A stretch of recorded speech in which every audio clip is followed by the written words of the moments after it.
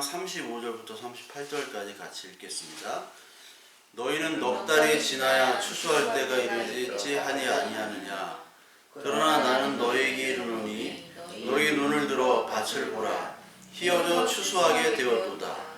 거두는 자가 이미 삭도 받고 영생에 이르는 열매를 모으나니 이르는 뿌리는 자와 거두는 자가 함께 즐거워하게 하려 함이라. 그런즉 한 사람이 심고 다른 사람이 거둔다 하는 말이 옳도다. 내가 너희로 노력하지 아니한 것을 거두려 보내었노니 다른 사람들은 노력하였고 너희는 그들이 노력한 것에 참여하였느니라. 아멘. 우리 지난 시간에 만나에 대해서 말씀을 드렸죠. 만나는 광야 시대 때 그 이스라엘 백성의 육적인 것들을 필요를 채우기 위해서 하나님께서 하늘의 양식으로 주신 것입니다. 그래서 육적인 것을 필요로 하시고 필요한 것을 아시고 하나님께서 주신 것뿐만 아니라 하나님의 보호와 인도, 생명을 나타내는 것이 바로 만나고, 그 만나는 결국 예수 그리스도의 말씀, 산떡을 의미하는 거라고 말씀을 드렸죠. 그래서 우리가 과거에 우리나라가 정말 못 살았을 때 정말 살려주세요, 고쳐주세요, 그리고 먹을 걸 주세요 하는 기도를 많이 했습니다. 당연한 기도죠. 이 시간에도 우리가 그런 어려움이 있다면 하나님께 육적인 양식들을 간구해야 되는 것이 마땅하고요. 또 우리가 질병에 걸렸을 때 그러한 간구를 하는 것이 마땅합니다. 치료를 받으면서 동시에. 근데 지금 우리나라 너무나 잘 살고 먹을 것이 풍성한 이런 나라인데 여기에 더한 것들을 달라. 만족하지 못하고 더 큰 교회, 더 좋은 축복, 더 많은 재산을 달라고 하는 그런 기도라는 것은 어떻게 보면 하나님의 만나를 하나님의 말씀이 아닌 그냥 육적인 양식에만 머물도록 하는 그런 기도가 되겠죠. 그래서 이 하나님의 인도하심은 그 광야에도 나타났지만 하나님이 이 이스라엘 백성들을 출애굽에서 이끄시고 기적을 보여주셨죠. 출애굽. 그리고 광야에서도 만나와 메추라기로 먹이셨습니다. 그 후에 출애굽 19장부터는 내가 이렇게 인도한 하나님이다라는 기적을 보여주신 다음에 하나님의 말씀을 주시는 거죠. 내가 이렇게 하나님이라고 너희들을 인도했지만 너희들은 하나님이 어떠한 존재인지 모르기 때문에 내가 어떠한 존재인지 너의 언어로 알려주시는 거예요. 그게 목적이죠. 그게 말씀이고. 예수님도 마찬가지로 동일한 사역을 하신 겁니다. 예수님께서도 처음에 고치시고 먹이시고 그리고 죽은 사람을 살리시고 이렇게 많이 하셨지만 맨 마지막에는 요나의 표적밖에는 너희들이 이제 내 표적은 없다. 죽음과 부활과 그 말씀들을 이제 하시는 거죠. 그래서 이적을 많이 베풀어 주신 다음에 결론은 하나님의 말씀과 예수 그리스도의 생명으로 가는 것이 성경의 이야기예요. 전반적인. 그런데 우리가 이 산떡, 육신의 떡에만 머물러 있다면 성경의 전반적인 하나님의 일을 부인하는 것이 되겠죠. 이 땅의 것만 좋아하고 이 땅의 것만 먹다가 죽게 만드는, 그게 바로 어떻게 보면 사탄의 일이거든요. 그래서 지난 시간 후반부에 이 사탄의 일, 만나를 육적인 것만 머물러 있는 것은 사탄의 시험이라는 겁니다. 그러니까 우리가 하나님의 뜻과 관계없이 너무나 잘 되고 너무나 일이 잘 풀린다. 이거는 사탄의 시험으로 봐야 되는 거예요. 그러니까 인간의 종교라는 것은 나의 욕심을 채우기 위한 것과 그리고 나의 두려움, 우리가 살면서 다 두려움이 있잖아요. 이게 잘못되면 어떡할까? 근데 두려움을 극복하기 위한 하나의 수단으로 종교가 존재하게 되는 것인데 이 두 가지를 채우려고 하는 것은 바로 종교였고 그리고 육신의 떡만 채우는 게 바로 종교잖아요. 근데 하나님과의 관계는 의의 관계라고 해서 우리의 신앙이라는 것은 하나님과의 관계라고 말씀을 드렸죠. 의. 하나님과 소통하고 기도하고 하나님의 말씀이 우리 안에 살아서 그리고 역사하고 우리의 삶으로 드러나고 이것들이 다 의라는 관계인데, 그런 관계를 깨고 종교적인 어떤 두려움이 없어지고 그리고 우리에게 욕심을 채우는 그런 쪽으로 나타난다는 것은 하나님을 배신하는 겁니다. 그 의를 깨는 거예요. 그 의를 깨는 것 쪽으로 계속 인도하면은 우리의 형통과 우리의 풍조감을 얻고 하나님과의 관계는 깨지는, 그러니까 악한 영들은 계속 이쪽 방향으로 가게 되어 있어요. 우리를 몰아갑니다. 말씀도 그쪽으로 인용을 하고요. 그리고 하나님의 인도하심을 사탄의 인도함과 그러니까 혼란스럽게 만들어버리는 거죠. 그거를 구분 못하도록.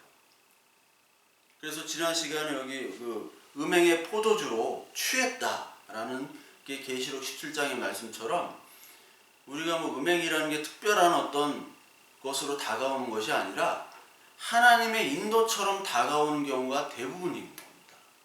우리가 구별되는 은행은 우리가 피할 수 있지만 이것이 하나님의 인도함 같은데 그것이 사탄의 음행으로 다가오는 경우가 말씀을 통해서 너무 많이 이루어지고 있다는 겁니다. 그래서 우리는 하나님의 말씀과 하나님의 인도하심이 우리의 형통보다 훨씬 더 우선해야 된다는 그런 전제 조건 속에서 이 모든 어떤 일상생활이나 세상의 일들을 구분할 필요가 있다. 그래서 우리는 하나님에게 늘 간구해야 되는 것이, 하나님 구별할 수 있는 그런 영을 허락해 주세요. 하나님의 일이 뭔지, 하나님의 때가 뭔지 구별할 수 있도록 해주세요. 그래서 오늘 이 성경 말씀 요한복음 나오는 그 35절에 보면 넉 달이 지나야 추수할 때가 이르겠지 아니하느냐. 너희는 넉 달이 지나야 추수한다고 얘기하지만 주님은 이미 치어져 추수해야 된다고 말씀하시죠. 그러니까 하나님의 보는 관점과 우리가 보는 관점이 다른 겁니다. 때가 달라요. 그게 때가 다르기 때문에 우리의 관점을 하나님의 때와 관점으로 맞추는 것이 이게 하나님과 소통하는 것이고 의의 관계가 되는 것이죠. 그러니까 인생에도 모든 타이밍이 중요한 것인데 타이밍을 하나님의 타이밍으로 맞추는 것이 바로 이 말씀을 보고 하나님의 때를 살피는 것이고 하나님의 말씀을 분별하는 것입니다. 여러분, 일본이라는 나라는 지금 때가 굉장히 좋지 않아요. 그 일본이라는 나라를 살펴보면 100년간 세계 최강대국이었습니다. 우리가 생각하는, 우리는 막 쪽발이라고 해가지고 옛날부터 이렇게 무시했죠. 그러니까 중국이 가장 아시아의 중심이었고 우리나라는 이제 소중화라고 그래가지고 작은 중국이었습니다. 사실 다 중국에서 문명이 오고 그 나머지는 다 그냥 오랑캐였어요. 흉노, 선비, 강갈저 뭐 이런 거 있죠. 뭐 5, 16곡이라 많이 들어보셨잖아요.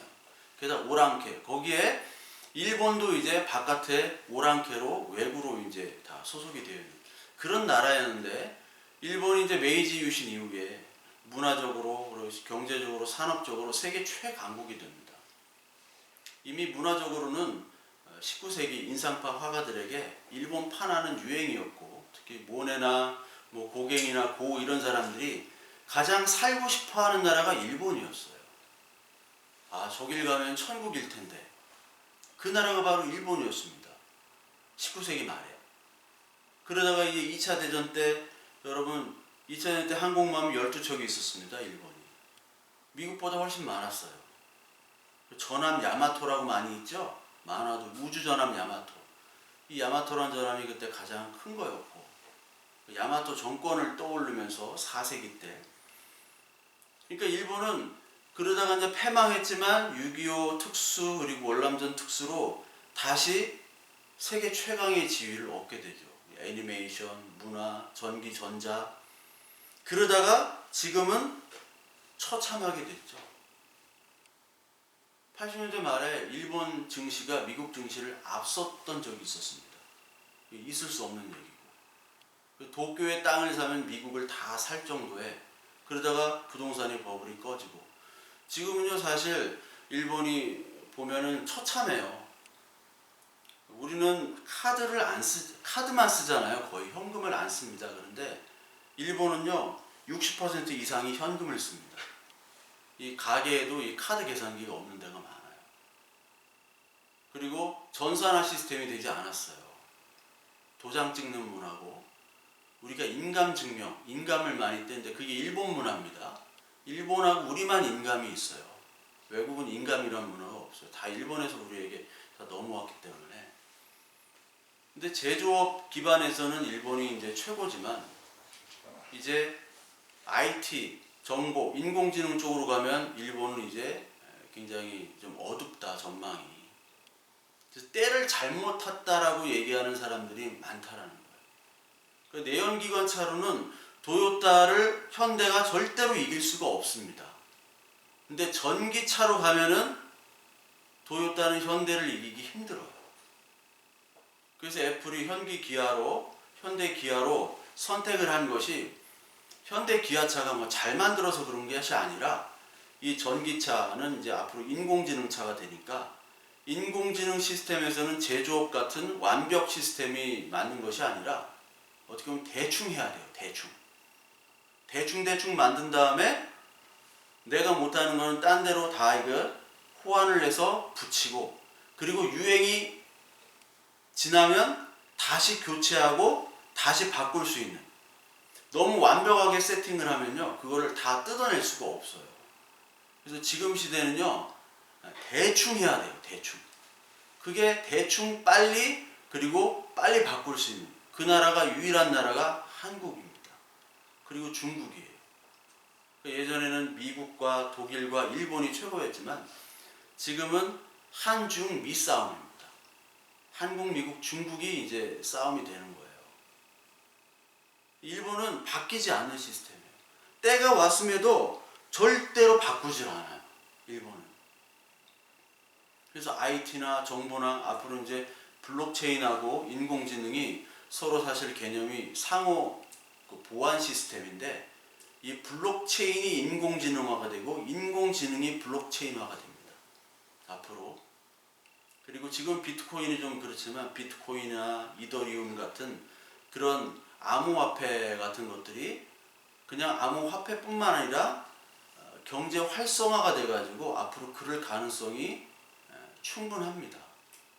그런 사회에서는 일본은 빨리 바꿀 수 없는 사회이기 때문에 아직까지도 바꿔야 됨에도 불구하고 요지부동으로 가만히 있는 사회. 그 때를 놓치고 있는 거예요. 계속해서.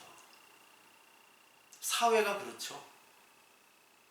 오늘 하나님의 말씀을 보면 마찬가지로 하나님의 추수할 때는 왔는데 너희들은 다르다라는 거예요. 요지부동입니다. 인간이 볼 때는 아직 익지 않았는데 하나님이 익었다라고 얘기해요. 요한복음 4장에 너희는 넉 달이 지나야 추수할 때가 이르겠다. 여기 이르겠다라는 말이 원래 뜻은 온다라는 말입니다. 온다. 이게 헬라어 말로 에르코마이라고, 온다예요. 추수할 때가 이르겠다. 추수할 때가 온다. 에르코마이. 그리고 지금 왔다라는 거예요. 그러니까 하나님의 때와 우리의 때는 다른 거죠. 이사야서 53장 8절부터 9절에 보면 내 생각이 너희 생각과 다르며 내 길이 너희 길과 다르다라고 얘기하시죠. 하늘이 땅보다 높음같이 내 길은 너희보다 높고 내 생각은 너희 생각보다 높다라고 얘기를 하십니다. 그러니까 하나님의 생각과 우리의 생각은 다른 거예요.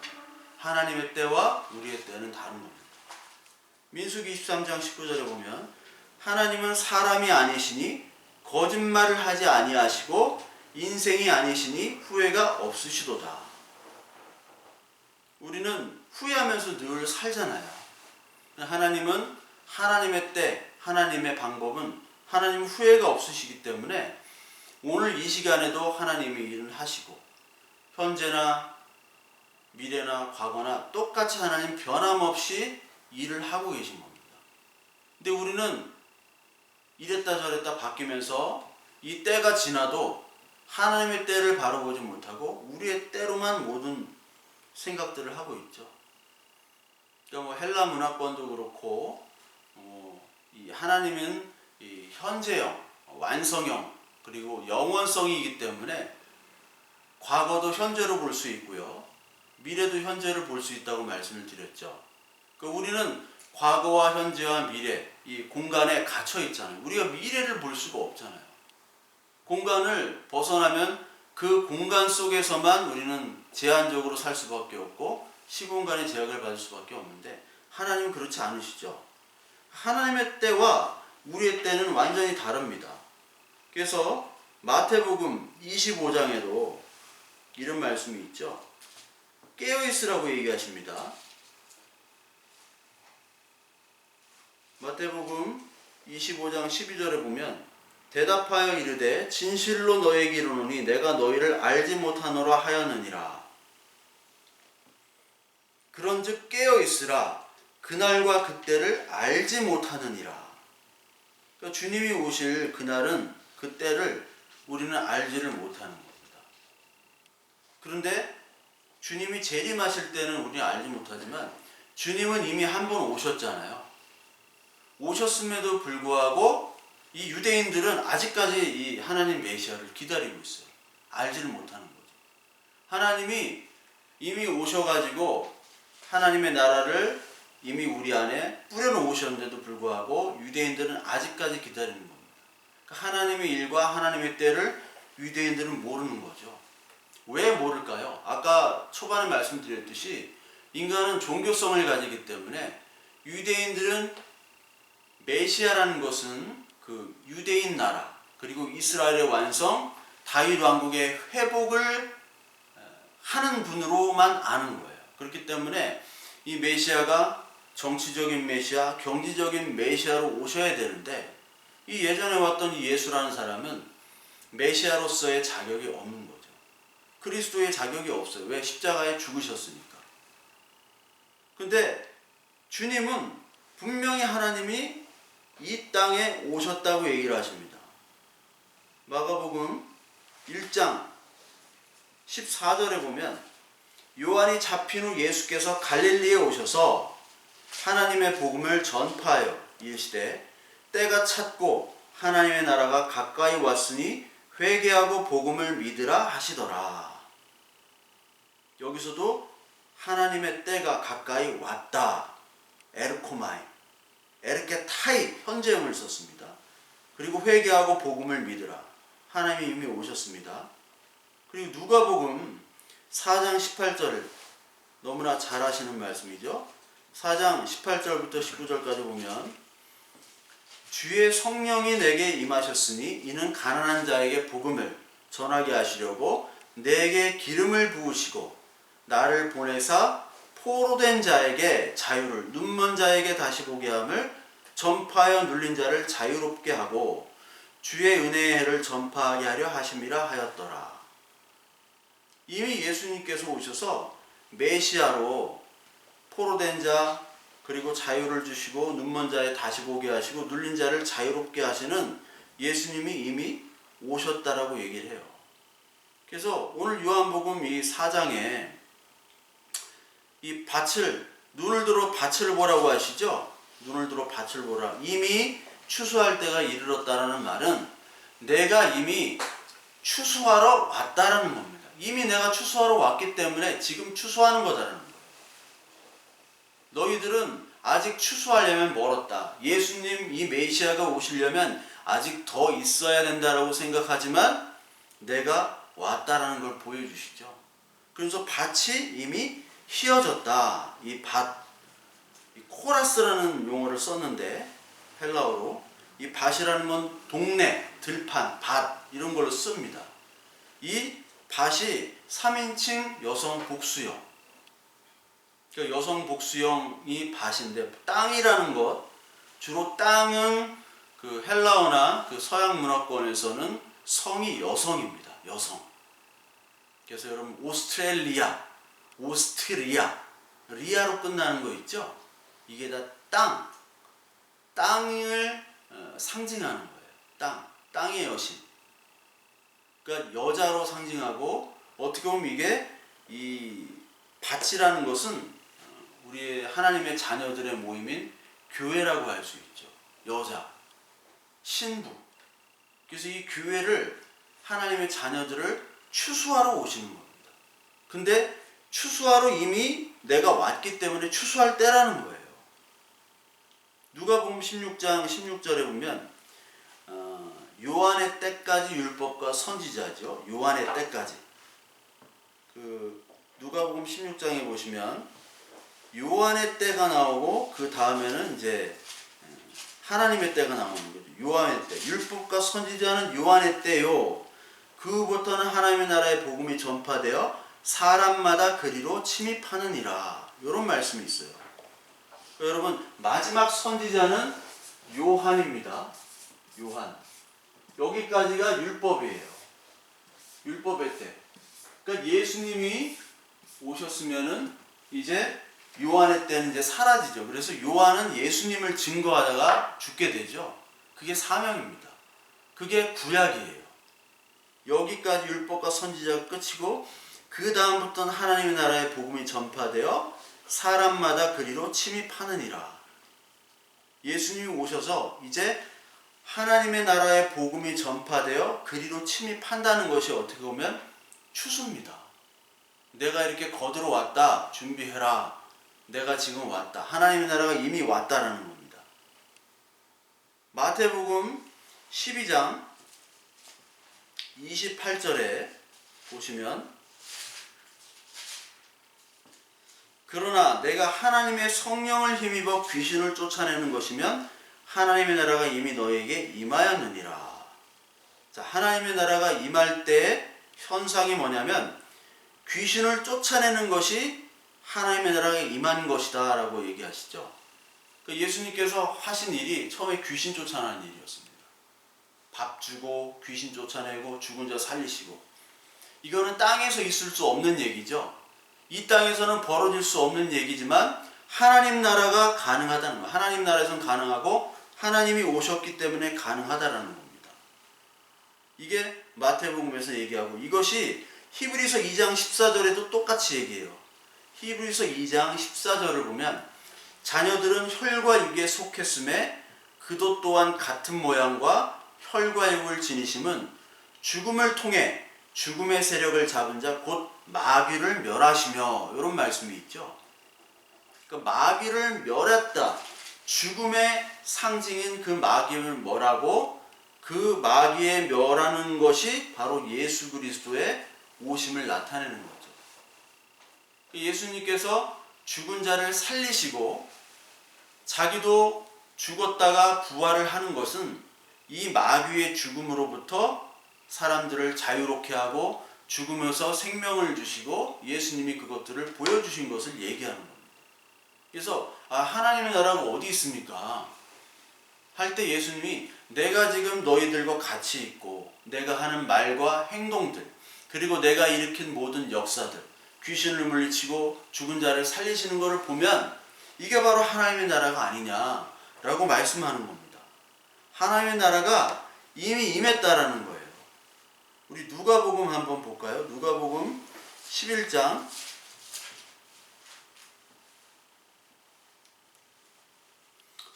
20절에도 똑같이 얘기합니다. 내가 만일 하나님의 손을 힘입어 귀신을 쫓아낸다면 하나님의 나라가 이미 너희에게 임하였느니라.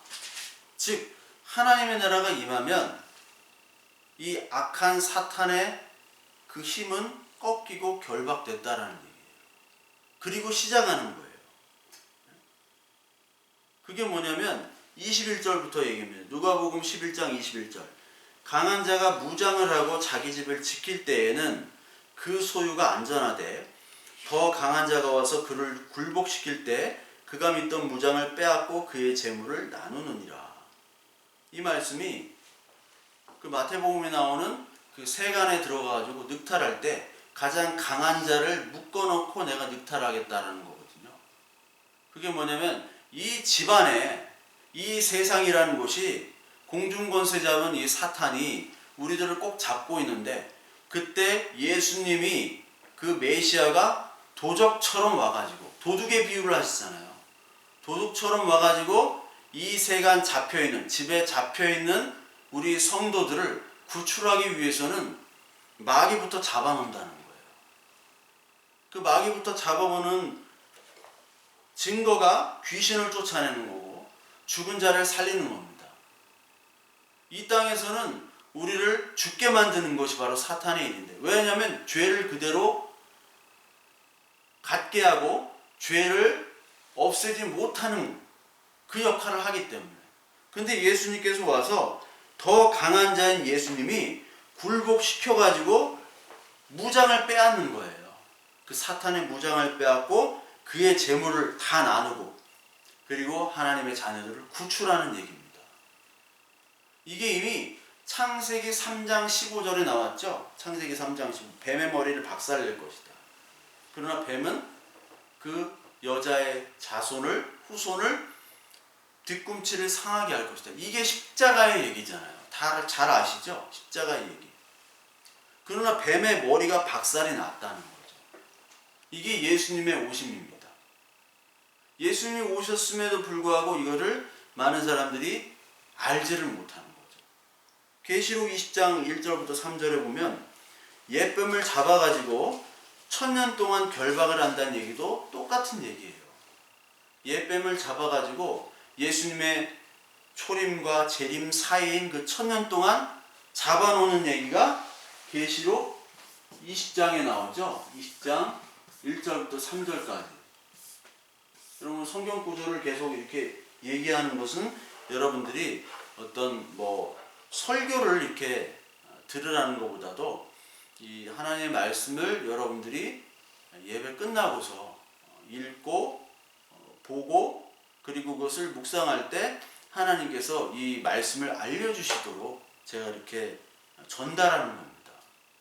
그러니까 목사의 설교보다 가장 중요한 것은 하나님이 우리에게 찾아오셔서 이 말씀을 성령으로 조명해 주시는 거라고 그랬죠. 그래서 그것들을 해야 돼요. 그게 안 돼 있어요. 그러니까 그냥 목사만 바라보는 거예요. 목사만. 오늘 하나님께서 예수님을 보내셨는데 사실 이게 추수하러 보내신 거예요. 추수하러. 오늘 하나님의 자녀들을. 그래서 내가 추수할 때가 됐다. 휘어졌다. 그러면서 추수하려면은 알곡을 추수해야 되죠. 알곡. 알곡과 가라지의 비유로 아시죠? 알곡. 이 교회를 추수하러 내가 오겠다. 그러려면 일단 메시아가 오셔야 되고, 그리고 이 알곡이 되려면 하늘의 밀알이 떨어져 죽어야지 알곡이 되는 겁니다. 즉 메시아가 죽으셔야 돼요. 예수님이. 이 두 가지가 이루어졌을 때 이 추수가 시작이 되는 겁니다. 추수가 가능한 거예요. 그러니까 하나님의 때는 지금 너희들은 내가 왔기 때문에 추수해야 된다고 하나님은 얘기하시는데, 우리 인간이 볼 때는요 아직 덜 됐거든요. 우리가 이 신앙을 가지면서 가장 힘든 게 뭐냐면, 하나님이 이래야 될 때 하나님은 너무나 잠잠한 거 아닌가. 우리가 막 큰 죄를 지은 것도 아니고, 우리가 신앙생활을 하면서 어려움들이 있는데, 우리가 기도하고 이렇게 할 때 하나님이 이것들은 해결해 주시고 또 하나님이 도와주셔야 되는데 하나님이 잠잠할 때가 너무나 많죠. 특히 아브라함은 75세 때 하나님이 약속을 받죠. 이삭을 주실 것이다. 근데 25년 동안이나 기다려야 됐습니다. 우리의 시간대로 계산해 보면 이거는 정말 있을 수도 없고, 하나님은 너무나 이상하고도, 그리고 하나님은 어떻게 보면 존재하지 않는 분처럼. 아니 당장 급하잖아요. 75살인데 빨리 가져도 힘든데 25년을 더 기다려야 돼요. 그러니까 하나님은 하나님의 때와 우리의 때와 전혀 관계가 없어요. 우리의 때는 말씀드린 바와 같이 종교적인 때를 원해요. 지금 빨리 두려움, 그리고 내가 좀 잘됨, 나의 욕심을 채워줌, 이걸로만 우리 가득한데 하나님은 더 큰 그림으로 우리를 기다리게 하시죠. 이 출애굽 때도 마찬가지예요. 출애굽 때도 이 백성들이 애굽 군사들을 피해서 도망가는데 마지막 홍해 바다까지 가가지고 군사들이 이제 우리를 죽이려고 온 데까지 하나님이 몰고 가시잖아요. 지금 당장 급한데. 그것도 어떻게 해결을 했어. 근데 광야에 가서 보니까 이 가나안을 정복해야 되는데 갑자기 이제 길갈에서 할례를 하래요. 말이 안 되는, 하나님은 자꾸 우리를 기다리게 만들고 인내하게 만드세요. 우리의 때와는 전혀 관계없이 우리의 때를 봐주지 않으시고, 오늘도 추수할 때가 안 된 것 같은데 하나님이 추수할 때라고 자꾸 지금 보라는 거예요. 여기 밭이 휘어졌다 라고 나오죠. 밭이 휘어졌다. 추수라는 것은 이 구원과 사실 심판을 같이 나타내는 거죠. 추수. 우리 유대인의 절기 중에 6월절도 우리가 잘 알지만 마지막 절기가 뭡니까? 수장절, 장막절이라고 있죠. 수장절. 이 수장절, 장막절이라는 건 자신의 곡식을 저장하는 것이 수장이에요. 수장. 물에다 이렇게 수장시키는 게 아니라 곡식을 저장한다는 게, 추수라는 게 바로 장막입니다. 그러니까 하나님께서는 우리 하나님의 자녀들을 나달 하나하나씩 세가면서 다 모으고 계세요. 여러분 이사야서 27장 한번 보겠습니다. 27장 12절에 11절부터 12절까지 보면, 가지가 마르면 꺾이나니 여인들이 와서 그것을 불사를 것이라. 백성이 지각이 없으므로 그들을 지으신 이가 불쌍히 여기지 아니하며 그들을 조성하신 이가 은혜를 베풀지 아니하시리라. 너희 이스라엘 자손들아, 그날에 여호와께서 창이라는 하수부터 애굽 시내에 이르기까지 과실을 떠는 것 같이 너희를 하나하나 모으시리라. 하나하나 우리를 다 모으신 거예요. 그러면서 심판을 얘기하죠. 13절에 그날에 큰 나팔을 불리니 아수르 땅에서 멸망하는 자들과 애굽 땅으로 쫓겨난 자들이 돌아와서 예루살렘 성산에서 여호와께 예배하리라. 그러니까 11절에 가지가 마르면 꺾여서 이거를 은혜를 베풀지 아니하고 다 불사른다고 얘기하는 것은 심판을 얘기하는 거고, 그리고 이 12절 13절에는 우리의 구원을 얘기하시는 거죠. 그러니까 추수라는 것은 구원과 심판 동시에 있는 것입니다. 그러니까 마지막 때 예수님이 다시 오신다는 것은 구원과 심판이 있는 것이고, 예수님이 처음에 오셨을 때도 하나님의 나라가 임했다. 회개하지 아니하면, 예수 그리스도를 믿지 아니하면 너희들은 멸망할 것이요, 예수 그리스도 이 가지, 포도나무의 가지가 된다면 너는 구원을 얻을 것이다. 이게 두 가지로 나눠지죠. 우리 계시록 14장을 보면요, 계시록 14장에도 추수가 있습니다. 14장 20절에 보면, 19절에 보면, 천사가 낫을 땅에 휘둘러 땅에 포도를 거두어 하나님의 진노의 큰 포도주 틀에 던지매 성 밖에서 그 틀에 밟히니 틀에서 피가 나서 말 굴레까지 닿았고 1600스타디온에 퍼졌더라. 이 천사가 낫을 휘두르죠. 포도를 거두어요. 그 다음에 포도를 거둔 다음에 성 밖에 있는 자, 하나님과 관계없는 자들은 말 굴레, 그 틀에다가, 포도주 틀에다가 밟아가지고 말 굴레까지 피가 넘치고, 그리고 심판을 얘기하시는 거죠. 구원과 심판 같이 얘기하는 겁니다. 추수라는 것이. 우리 알곡과 가라지 비유 마태복음 13장 27절부터 30절에 나왔는데, 알곡과 가라지 구원의 심판 잘 아시죠? 그러면서 13장 39절에 보면 가라지를 뿌린 원수는 마귀요, 추수 때는 세상 끝이요, 추수꾼은 천사들이다 라고 나옵니다. 그러니까 이 가라지를 뿌린 사람은, 이제 뿌린 자는 마귀고, 추수 때는 세상 끝인데 추수꾼이 천사래요. 추수꾼. 우리가 추수를 누가 하느냐? 천사가 한다라는 겁니다. 천사가. 근데 천사란 용어는 사실 계시록 같은 데 보면 우리 천사가 하나님이 부리는 종이라고 우리는 잘 알고 있잖아요. 그런데 여기 그 낫을 들고 천사가 와서 계시록 14장에 막 비죠. 그것이 천사도 되지만 사실 예수 그리스도를 뜻하기도 해요. 그래서 이 천사가, 추수꾼이 천사라는 것은 사실 예수 그리스도를 나타내는 거기도 하고요. 동시에 교회를 나타내기도 합니다. 우리 교회와 저를 천사라고 사실은 부를 때도 있어요. 성경에서. 그래서 히브리서에 보면 우리를 천사보다 못한 존재로 이 땅에서 있지만 천사보다 더 귀한 존재로 우리를 이끌어 주시고 하는 구절들이 히브리서에 나오거든요. 히브리서 2장에. 그러니까 이 천사라는 것은 추수꾼이고 이 추수꾼은 예수 그리스도기도 하지만 우리 교회를 나타내기도 한다라는 것을 여러분들 기억하셔야 돼요. 그러니까 천사가 뭐냐?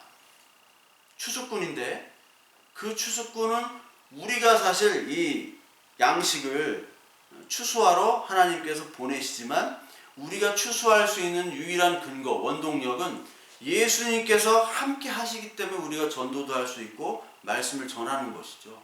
우리가 할 수 있는 일은 없잖아요, 사실.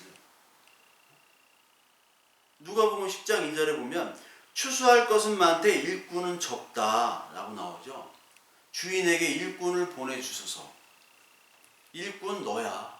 그리고 너는 능력이 없기 때문에 내가 낫질할 때 내가 같이 해줄게 라는 것이 바로 이 추수의 모습입니다. 그래서 여러분, 저와 여러분들을 추수꾼으로 하나님께서 보내셨어요. 근데 우리 안에는 진정한 추수의 주체시고 진정한 추수를 할 수 있는 분이 예수님이 우리 안에 있고 성령께서 함께 일하시기 때문에 우리가 추수를 할 수 있는 것이죠. 그래서 전도를 해보십시오. 전도가 얼마나 어렵습니까? 전도라는 것은 한 사람의 가치관이 바뀌는 것이고 그 사람이 죽음에서 생명으로 바뀌는 거예요. 근데 어떻게 인간이 그 사람의 가치관을 바꿀 수 있습니까? 절대 못 바꿉니다. 우리가 뭐 어떤 논리적인 얘기나 뭐 감동적인 뭐 얘기, 그리고 우리가 겪었던 경험, 그리고 간증, 막 기적 이런 걸로 사람들을 변화시킬 수 없어요. 절대 없습니다. 그건 네 이야기고 나는 이렇게 살래 라고 하는 것이 전도할 때의 반응이에요. 왜냐하면 인간은, 죄악된 인간을 바꿀 수가 없습니다. 오직 예수님께서는 바꿀 수 있어요. 내 노력과 재주로 절대 할 수가 없습니다. 그러니까 우리가 어떤 누구를 전도했다, 이거 말 자체가 잘못된 거죠. 그래서 막 교회에서 무슨 전도왕 뽑고 뭐 진돗개 전도왕, 뭐 고구마 전도왕 있잖아요. 그게 전도가 아니라는 거예요. 내가 한 것도 아니고 예수님이 하신 겁니다. 예수님이 다 하신 거예요. 그러니까 내가 무슨 전도했다 자랑할 수도 없고요. 누구 데려왔다고 뭐 10명 전도하면 뭐 상 주고 다 그런단 말이에요. 그게 전도입니까? 아니잖아요. 하나님이 하셔야지 그 인간이 바뀌는데. 인간이 바뀌기 위해서는 하나님이 평생을 작업을 하셔야 되는 거예요. 그러니까 내가 자랑할 수 있는 건 아무것도 없죠. 오늘 예배 시간에도 저와 여러분들이 뭐 신앙을 자랑할 수도 없죠. 우리가 신앙을 어떻게 자랑합니까? 근데 예배 시간에 그 주보나 어떤 광고 같은 게 왜 예배 시간에 꼭 있어야 되는지도 모르겠는데, 특히 광고 시간 같은 때가 예배 시간보다 더 중요해요. 우리 찬송하고 말씀을 보고 듣고 묵상하는 시간보다 광고 시간이 더 중요해요. 어떤 교회 가면 뭐 무슨 어떤 분이 뭘 했다더라, 뭐 개업했습니다, 뭐 사업체를 차렸고 어떤 회장님이 뭘 했습니다, 이런 거 소위 잘 나가는 교인들이 어떤 걸 한 거를 대해서 홍보를 하는 시간이 너무나 많아요. 여러분, 이게 예배 시간에 광고가 꼭 필요합니까? 필요치 않죠. 어떤 정말 그 강남에 아주 잘 나가는 교회가 보면 청년 예배 시간에 누가 뭐 박사학위를 받고 귀국했습니다, 뭐 어떤 뭐 무슨 사업체를 크게 차렸습니다, 이런 게 광고예요. 근데 그 중에 정말 차비가 없어가지고 걸어오는 사람들도 있을 거 아니에요. 그 광고가 왜 필요하죠? 저도 예전에 교회를 다닐 때 이 1시간 반을 걸어가서 차비가 없어서 예배 드리고 예배하고 오고 그럴 때가 있어서 1시간 반 갔다가 뭐 밥도 안 줘요. 밥도 안 주니까 거기서 굶다가 뭐 성역 공부 좀 하다가 그럼 또 그 배고픈데 또 1시간 반을 걸어와야 돼요. 너무너무 힘든 거예요. 근데 그렇게 걸어오고 힘들어하는 사람들이 왜 그렇게 힘들어서 가는가? 뭐 육적인 양식을 먹으려고 가는 건 아니겠죠. 하나의 말씀을 통해서 그 말씀의 만나로 내 힘을 얻고 내 위로가 되고 내 소망이 되기 위해서 가는 것인데, 그 광고 시간에 뭐 궁금하지도 않은 뭐 목사님 뭐 동정 이런 거, 목사님 일정 이런 거를 막 광고를 해요. 그리고 되게 큰 교회는요, 목사님이 딴 교회 가서 설교하는 거를 목사님 성회 일정이라고 해요. 성회. 그게 성회입니까? 그런 목사님들은 가면 설교 한 번만 해도요 수백만 원씩 받습니다. 한 번에. 좀 심하게 얘기하면 상행위예요. 상행위. 그거를 왜 궁금하지도 않은 그런 거를 막 넣어가지고 성회라고 포장합니까? 있을 수 없는 거죠. 자랑할 것도 없고 해서도 안 되는 것들을 우리가 해야지만이 인간은 너무나 좋아해요. 그러니까 인간들이 좋아하는 교회로만 지금 많은 사람들이 그게 좋은 줄 알고, 그게 악의 역사인 줄은 모르고 계속 그런 쪽으로만 가고 있습니다. 오늘 요한복음에 계속 나오잖아요. 요한복음에 물이 나오죠. 물이 성령이라고 말씀을 드렸죠. 그리고 지난주에는 양식이 나왔어요. 양식. 산 만나, 하나님의 말씀. 산 만나가 나왔어요. 물, 성령으로 산 만나를 만나면 이 만나가 살아 넘치는 거예요. 말씀이 물이 만나가지고 이제 퍼져나가는 겁니다. 성령에 의해서. 그렇다면 이제 퍼져나갔으면 뭐를 해야 돼요? 그 양식이 익었기 때문에 추수를 해야 된다는 거예요. 추수. 이게 추수가 류코스. 류코스는 희다는 뜻이에요.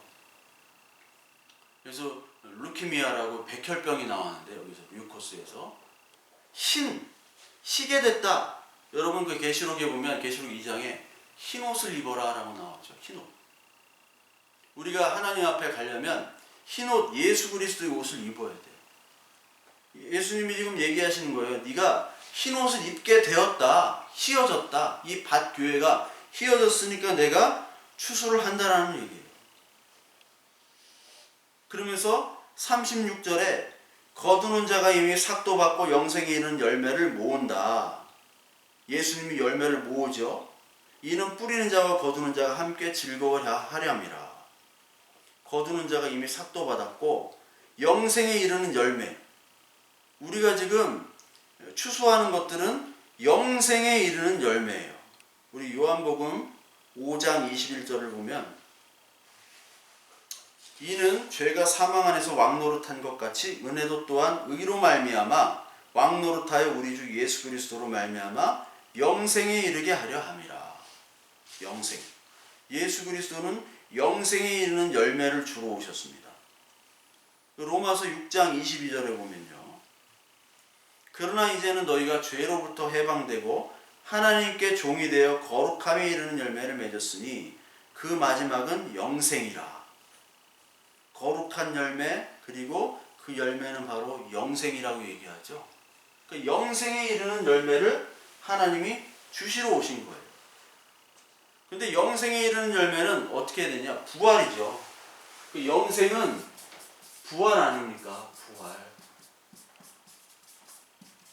이게 같은 열매입니다. 예수님 때문에 영생을 이루어지고 부활이 이루어지는 이 열매. 이게 고린도전서 15장에 나오죠. 고린도전서 15장에 부활장이 나오잖아요. 15장 19절에 보면 만일 그리스도 안에서 우리가 바라는 것이 다만 이 세상의 삶뿐이면 모든 사람 가운데 우리가 더욱 불쌍한 자니라. 20절에 그러나 이제 그리스도께서 죽은 자 가운데서 다시 살아나사 잠자는 자들의 열매가 되셨도다. 21절 고린도전서 15장 21절 우리 같이 한번 읽어볼까요? 사망이 한 사람으로 말미암았으므로 죽은 자의 부활도 한 사람으로 말미암는도다. 아담 안에서 모든 사람이 죽은 것 같이 그리스도 안에서 모든 사람이 삶을 얻으리라. 그러나 각각 자기 차례대로 되리니 먼저는 첫 열매인 그리스도요 다음에는 그가 강림하실 때 그리스도에게 속한 자요. 이렇게 나옵니다. 그 첫 열매, 부활의 첫 열매가 그리스도죠. 그러니까 그리스도가 추수하러 오셨는데 추수하는 자는 영생을 얻게 되고 부활의 열매를 얻는데 영생과 부활을 알려줘야 되잖아요. 보여줘야 되잖아요. 그 부활의 첫 열매가 예수 그리스도인 겁니다. 예수 그리스도가 바로 첫 열매가 되는 겁니다. 부활과 영생에. 그걸 보여주러 오신 거예요. 그러니까 우리는 스스로 추수를 할 수 없죠. 부활과 영생이 없어요, 우리가. 그리스도를 떠나면. 결국 추수는 누가 하는 것이냐? 예수 그리스도께서 알파와 오메가라고 하시는 겁니다. 근데 우리에게 추수하는 추수꾼, 일꾼의 사명을, 역할을 우리에게 그냥 주신 거예요. 추수의 주인은 그리스도입니다. 그러니까 하나님을 예수 그리스도를 통해서 우리를 추수하러 오시고 추수의 주체로 오셨어요. 그러니까 내가 전도하는 게 절대 아닙니다. 고린도전서 3장 6절부터 7절까지 보면 나는 심고 아볼로는 물을 줬다고 얘기하죠. 심는 이나 물 주는 이는 아무것도 아니지만 오직 자라게 하시는 이는 오직 하나님뿐이니라.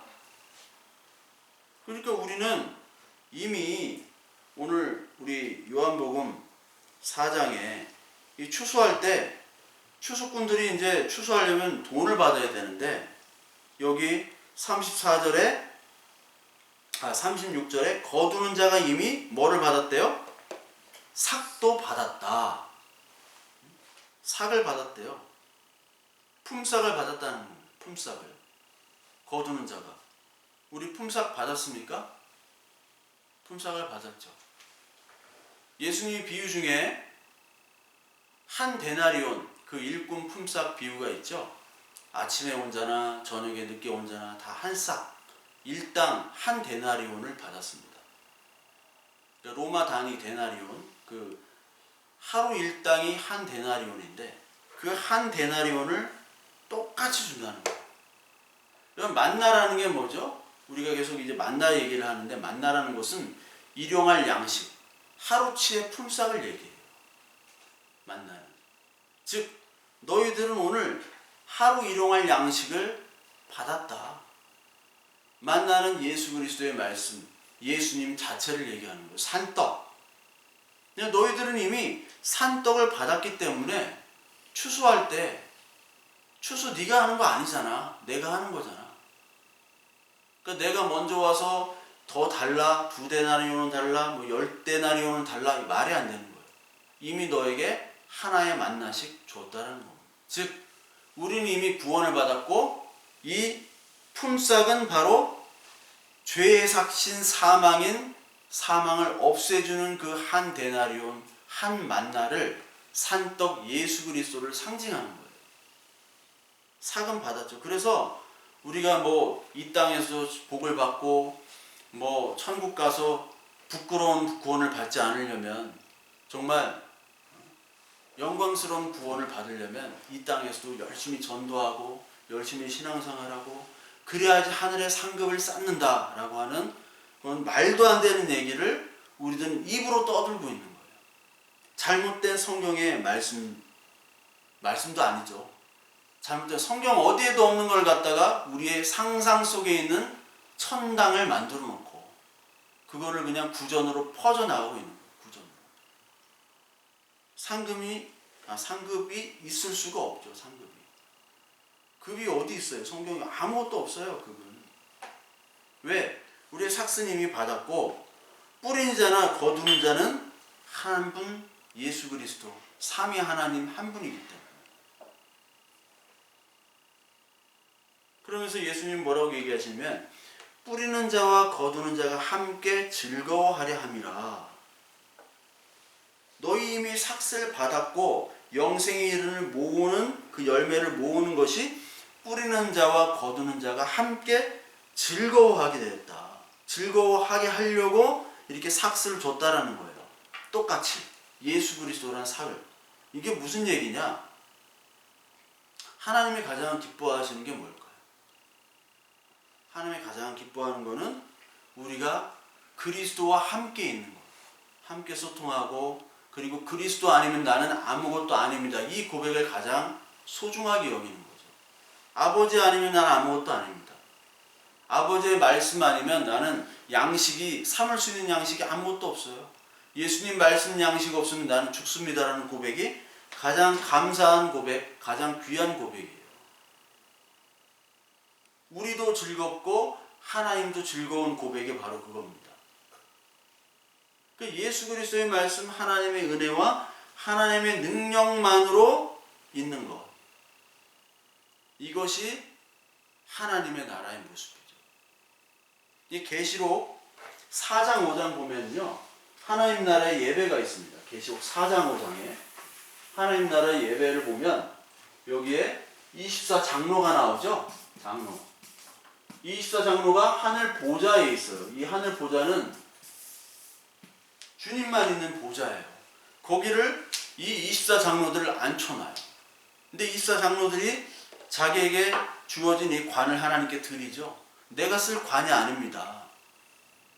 나의 구원과 내가 하나님의 나라가 이렇게 완성된 하나님의 나라에 온 것은 오직 주님의 은혜입니다라고 나의 공로는 없습니다. 드립니다. 이것은 하나님은 우리를 아주 귀한, 정말 하나님과 같은 존재로 우리를 귀하게 여기시고, 그리고 우리는 그 공로는 주님께만 있습니다 하는, 서로 우리가 보면은 뭐 옛날 뭐 광고 있잖아요. 뭐 누구지? 뭐 구봉서가 선전하고 뭐 배삼룡인가 하여튼 형님 먼저 아우 먼저 뭐 라면 하나 놓고 그런 것처럼 서로의 공을 돌리는 거예요. 물론 하나님이 우리에게 공을 돌리는 건 아니지만 하나님 우리를 귀하게 여기시는 겁니다. 그리고 하나님은 우리를 귀하게 여기심과 동시에 우리는 모든 자격과 모든 하나님이 이렇게 나에게 주신 것들은 하나님의 공로밖에 없다라고 고백하는 거예요.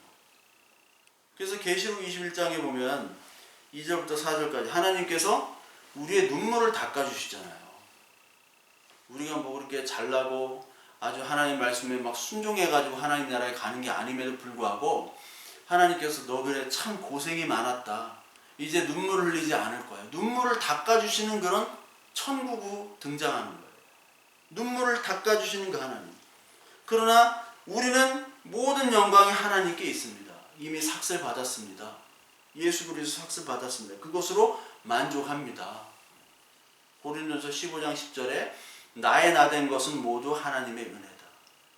이 고백 속에서 예수 그리스도가 나와 함께 한 마음이 되는 것이 오늘 여기 나오는 뿌리는 자와 거두는 자가 함께 즐거워한다라는 겁니다.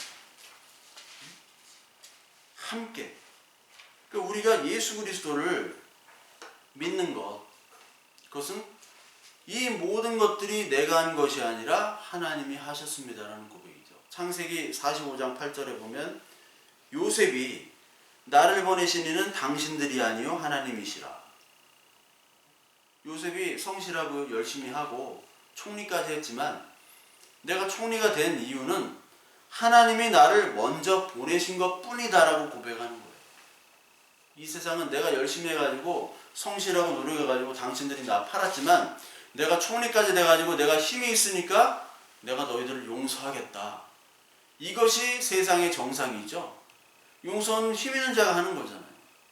근데 그런 얘기는 한마디도 안 하고 내가 지금 여기 있는 것은 하나님이 나를 보냈다라고 얘기하는 거예요. 이게 우리의 고백이죠. 이게. 그러니까 우리의 행위나 감정, 우리의 성취, 뭐 직업 이런 건 모든 것들이 우리를 나타내는 것도 아니고 이것이 정확하지도 않아요. 이 세상의 지도자들을 보세요, 여러분. 트럼프가 우리보다 정상입니까? 트럼프만 얘기해서 좀 그렇지만 뭐 대통령도 정상이에요? 미얀마 여기 뭐 군인 뭐 대빵인지 누군지 모르겠지만 정상이에요? 우리보다 정상인 사람이 없는 자들이 지도자로서 권력과 부를 누리고 있는 경우가 너무 많아요. 정상이 아니란 말이에요. 그러니까 우리가 똑같습니다. 우리도 우리만의 리그 속에서 우리가 잘났다고 얘기하고 우리의 직업을 뽐내고 나의 어떤 연봉을 뽐내고 내가 이렇게 노력해서 이렇게 됐다라는 그 자체가 아무 의미도 없을 뿐만 아니라 아무것도 아니라는 거예요. 근데 이런 것들이 예배당에서 희열과 감사와 은혜로 터질 때 이게 문제가 되는 거예요. 이게 아무것도 아닌데 우리의 행위와 우리의 감정과 성취와 직업을 하나님의 은혜보다 더 큰 것으로 얘기할 때 그것에 축복하며 서로 잔치를 벌이는 그런 예배가 너무나 많이 있다는 거예요. 우리가 성공할 수도 있고 실패할 수도 있죠. 근데 이것을 통해서 하나님께서 말씀하시는 것은 그리스도의 열매, 그리스도의 그 나무 안에 있으라는 거예요. 잘 아는 포도나무와 가지의 비유, 여러분 잘 아시죠? 시편 80편 8절부터 보면 이런 말이 있습니다. 주께서 한 포도나무를 애굽에서 가져다가 열방을 쫓아내시고 이를 심으셨도다. 한 포도나무를 애굽에서, 이게 출애굽 사건을 얘기하는 거죠. 열방에다 심으셨어요. 근데 이사야서 5장 1절부터 7절을 보면 극상품 포도나무를 심었는데 여기서 들포도나무가 나왔죠. 들포도 열매가 자랐죠. 극상품으로 예수 그리스도를 너에게 심었어요.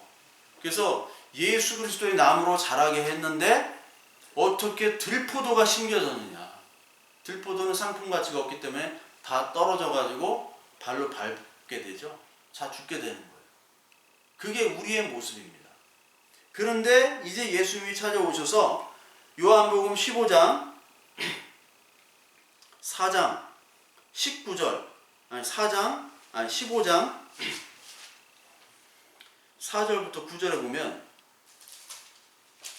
내 안에 거하라 나도 너희 안에 거하리라. 가지가 포도나무에 붙어있지 아니하면 스스로 열매를 맺을 수 없음 같이 너희도 내 안에 있지 아니하면 그러하리라. 이 말씀이 있죠. 나를 떠나서 너희가 아무것도 할 수 없다. 나는 포도나무요 너희는 가지라. 사람이 열매를 많이 맺나니 나를 떠나서 너희가 아무도 할 수 없다. 사람이 내 안에 거하지 않으면 가지처럼 밖에 버려져 마르나니 사람들이 그것을 모아다가 불에 던져 사르느니라. 여기서도 가지 안에 있는 추수할 예수 그리스도께서 추수하게 되는 가지가 있다면 가지가 나무에 붙어 있다면 너희들은 구원을 받는 것이고 아니면 불에다가 던져 사르겠다라는 거예요. 그러면서 15절부터 17절에 보면 같이 읽어볼까요? 이제부터는 너희를 종이라 하지 아니하리니 종은 주인이 하는 것을 알지 못함이라. 너희를 친구라 하였노니 내가 내 아버지께 들은 것을 다 너희에게 알게 하였습니다. 너희가 나를 택한 것이 아니요 내가 너희를 택하여 세웠나니 이는 너희로 가서 열매를 맺게 하고 또 너희 열매가 항상 있게 하여 내 이름으로 아버지께 무엇을 구하든지 다 받게 하려 함이라. 이렇게 나오죠. 그 과실을 맺기 위해서는, 열매를 맺기 위해서는 먼저 포도나무에 붙어 있어야겠죠. 붙어 있지 않으면 과실을 맺을 수가 없습니다. 그 당연한 거죠. 그 가지는 나무로부터 독립하면 죽는 거예요. 우리가 머리가 몸에서 분리되면 죽는 거잖아요. 머리와 몸과 온 육체가 다 붙어서 신경과 관절과 혈액과 그리고 조직들이 다 붙어 있어서 서로 교통하고 연결되어야만이 그게 생명이잖아요. 마찬가지로 몸과 지체가 하나가 되고 머리가 하나가 되어야 돼요.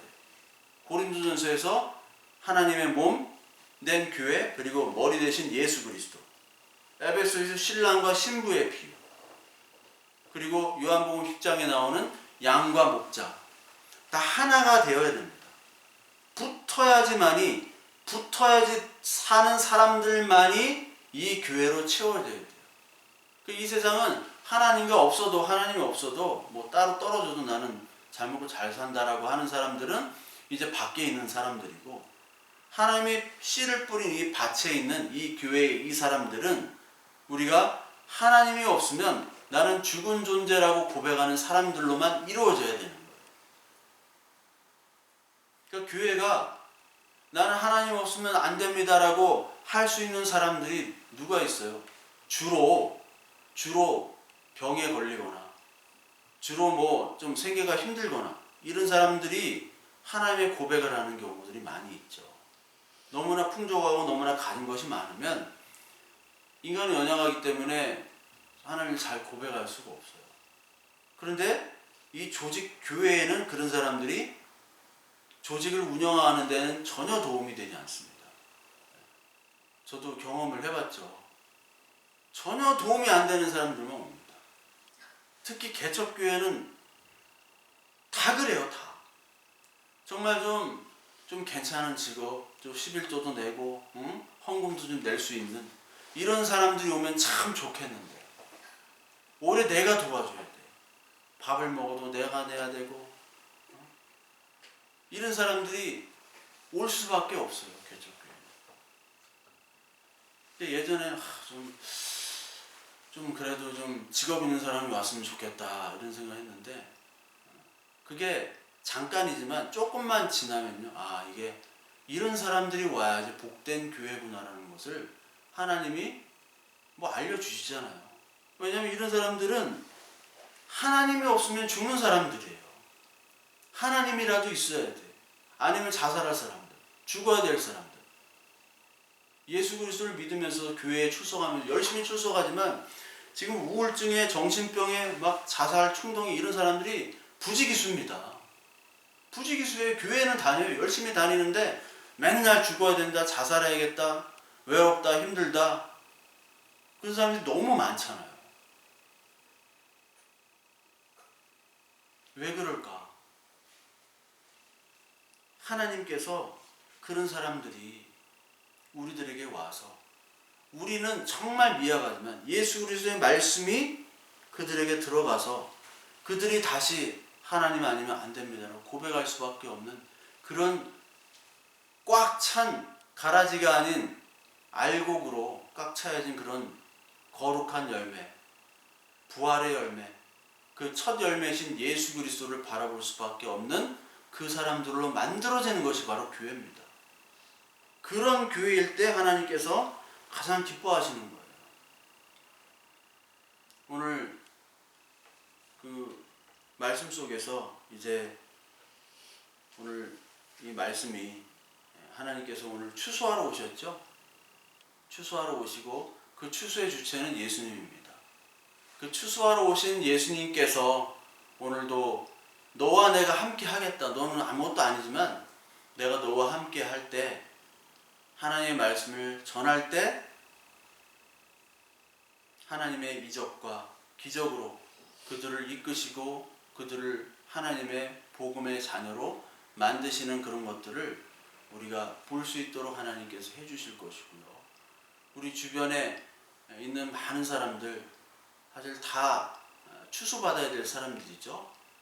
그 사람들이 정말로 하나님만을 필요로 하고 하나님만을 간구하는 그런 포도나무와 가지 딱 붙어있는 그런 사람들이 정말 간절히 될 수 있도록 우리가 그들에게 부족하지만 말씀을 전하고 그들을 위해 기도하는, 그때 하나님께서도 기뻐하시고 뿌리는 자나 거두는 자가 같이 함께 기뻐하는 그런 귀한 하나님의 자녀들, 교회들로 이루어질 것으로 믿습니다.